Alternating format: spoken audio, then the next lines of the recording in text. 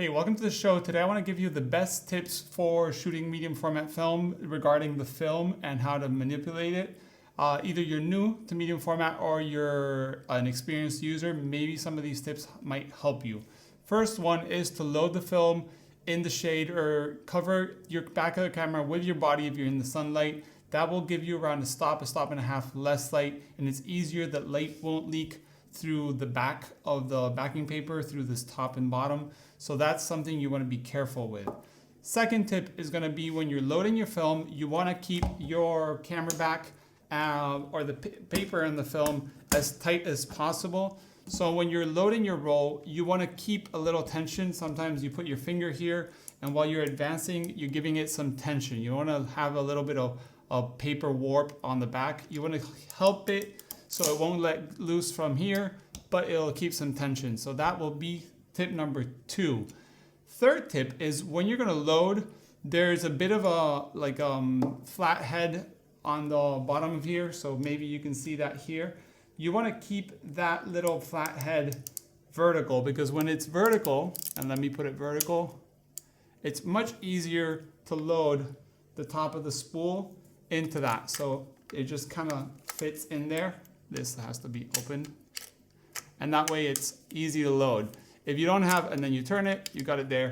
And now your film is there perfectly snug. This is something that's hard sometimes if you don't know how to do it, because it just doesn't want to go in. And then when you want to pop it out, you go like that, and it just kind of falls out. So once you're finished with your film, another tip is you want to give it a bit of a retwist.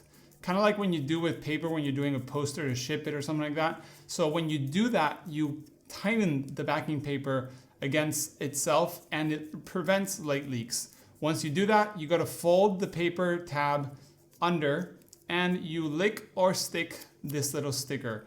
If you don't have this sticker, I'll give you a solution for that. Sometimes it falls, it comes apart, but I'll give you a few tips on that. Okay, one tip that a lot of people might think is not important is carrying an extra empty spool. When you buy a medium format camera, sometimes they come without this little silly spool, and this is worth nothing. I throw these out all the time. You go to your lab, they have tons and tons of them. But if you don't have this little empty spool when you're out in the field or you bought a new camera, you got pretty much no way to start using your camera unless you screw one of your films. What you would have to do is break it, unleash it, and throw the paper and the backing paper and the film into the trash and keep the spool. So carrying an extra empty spool is always a good idea. And what I do is not only do I carry a spool, but I take some gaffer's tape and I basically wind it around the empty spool a few turns, not too much. So I have gaffer's tape with me wherever I go. So I'll do this, that way I have tape for backing paper that might come off, because sometimes the backing paper sticker won't come in the roll. So I have that gaffer tape in the empty spool. So this carries very easily. You just put this into your little camera bag or anything and that's good to go. Another thing is when you finish your film, if you can, try to keep it out of the light as much as possible. So what you can do is you can save the empty little cardboard boxes, and when you finish your roll, you throw it back in there, close it, put a little bit of tape that you have with you, and you carry it to your lab, and it's better in shade. Another thing is having film boxes like this one, where you can just put it in there, or the Japan Camera Hunter boxes or anything like that. That empty spool that we're carrying with gaffer's tape, you can also put in your little film box or anything like that. Another thing a lot of people use is the wrappers. Once they open it, they keep the wrapper, so it kind of like put your film in there and it can save you from a problem in the field. So that's also a good idea. Another thing that's very common, depending on if you're new or not, is that each camera uses a way to load the film. And what I mean by this is 35mm film is so easy to load. There's only one way to do it. It's almost impossible to load wrong.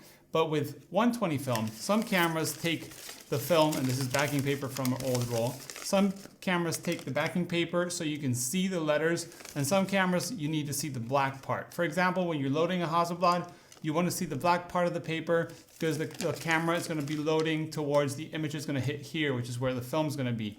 When you're loading a camera like the Pentax, you want to see the backing paper, and you got to align it with the arrow, which is on the other side, with this arrow. Okay, So that's something you got to be careful. Which side do you want to see depending on the camera you're loading?